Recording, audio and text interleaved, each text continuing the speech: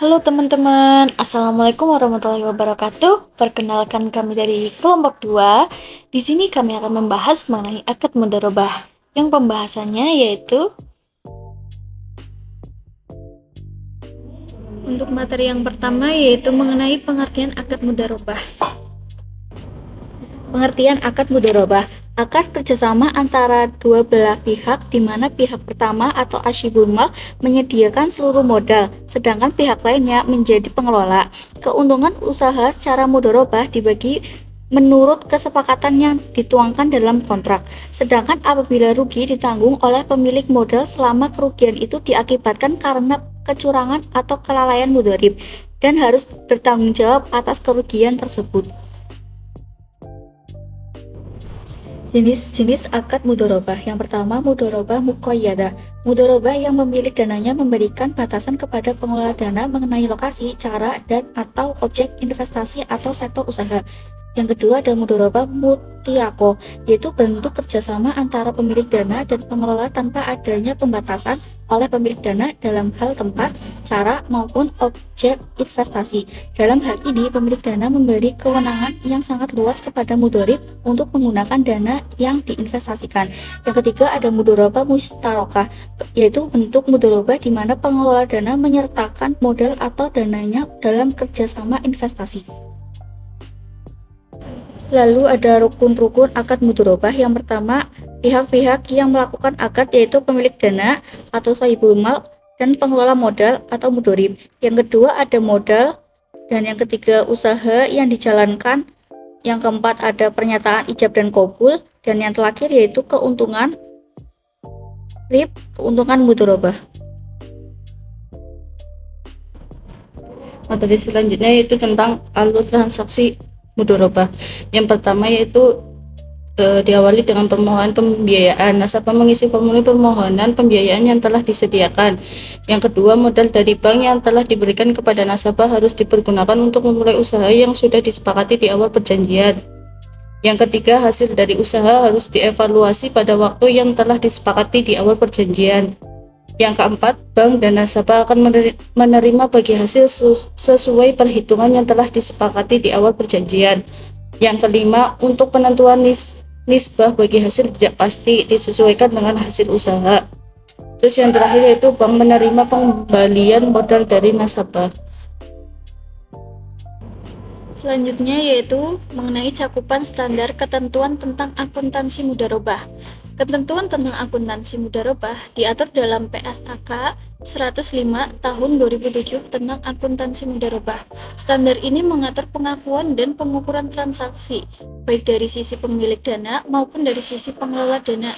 Beberapa hal yang perlu diperhatikan dalam pengakuan dan pengukuran transaksi adalah mengenai dana mudharabah yang disalurkan, jenis investasi berupa kas maupun non-kas, penurunan nilai investasi sebelum usaha dimulai, dana penghasilan usaha, kerugian akibat kelalaian atau kesalahan pengelola, hak pihak ketiga atas bagi hasil dana syirkah, penyertaan dana pengelola dalam skema musyarakah, dan pembagian hasil pada mudharabah musyarakah. Lalu ada penerimaan dan pengakuan bagi hasil mudharabah.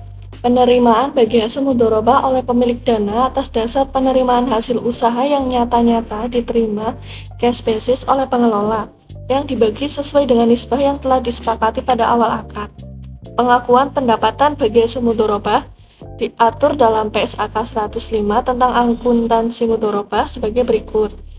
Jika investasi mudharabah melebihi satu periode pelaporan, penghasilan usaha diakui dalam periode pelaporan, penghasilan usaha diakui Islam periode terjadinya hak bagi hasil sesuai dengan nisbah yang disepakati.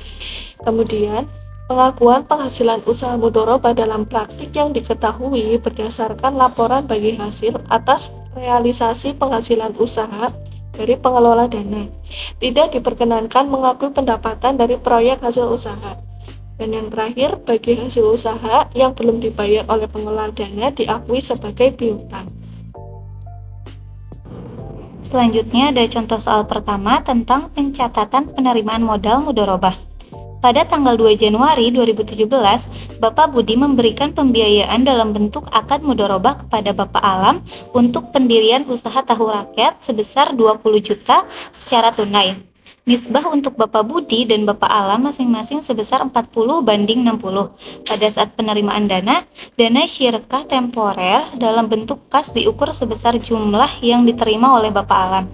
Ayat jurnal yang dibuat oleh Bapak Alam atas penerimaan modal mudharabah, jika modal mudharabah diberikan dalam bentuk aset non-kas sebesar 20 juta, maka ayat jurnal yang dibuat adalah pertanggal 2 Januari, kas 20 juta masuk ke debit dan dana syirkah temporer sebesar 20 juta masuk ke kredit. Contoh kedua yaitu tentang pencatatan keuntungan dari dana mudharabah yang digulirkan kembali. Bapak Alam selaku pengurus paguyuban Koperasi Tahu menyalurkan kembali dana syirkah temporer kepada Bapak Dimas selaku anggota koperasi. Setelah dihitung, ada bagian keuntungan untuk Bapak Alam sebesar 1 juta pada akhir bulan Januari 2017. Ayat jurnal yang dibuat oleh Bapak Alam untuk mencatat penerimaan pendapatan bagi hasil dari penyaluran kembali dana syirkah temporer per tanggal 31 Januari, kas atau piutang sebesar 1 juta masuk ke debit dan pendapatan bagi hasil sebesar 1 juta masuk ke kredit. Jika pada bulan pertama Bapak Alam mengakui bagi hasil yang akan dikeluarkan adalah 1 juta, di mana 40% akan diberikan kepada Bapak Budi dan 60% akan diterima Bapak Alam. Ayat jurnal yang dibuat oleh Bapak Alam saat membayar bagi hasil adalah per tanggal 31 Januari, utang bagi hasil mudharabah sebesar 1 juta masuk ke debit dan kas sebesar 1 juta masuk ke kredit. Contoh yang selanjutnya yaitu pencatatan pendapatan dan beban terkait usaha mudharabah. Jika pengelola dana mengelola sendiri akad mudharabah, usaha mudharabah memperoleh pendapatan dari penjualan tahu sebesar 4 juta dan mengeluarkan beban sebesar 2 juta pada bulan pertama kegiatan operasional. Ayat jurnal untuk pencatatan pendapatan tersebut contohnya yaitu per tanggal 31 Juni kas atau piutang sebesar 4 juta masuk kepada debit dan pendapatan sebesar 4 juta masuk kepada kredit. Ayat jurnal yang dibuat saat mengakui beban yaitu beban sebesar 2 juta dimasukkan kepada debit dan kas atau utang 2 juta dimasukkan kepada kredit. Contoh soal yang selanjutnya yaitu mengenai pencatatan kerugian. Jika terjadi kerugian sebesar 200.000, jurnal yang dibuat untuk menutup kerugian tersebut adalah kas kerugian sebesar 200.000 dimasukkan ke debit dan ikhtisar laba rugi dimasukkan kepada kredit. Penyisihan kerugian disajikan sebagai akun kontrak dari dana syirkah temporer.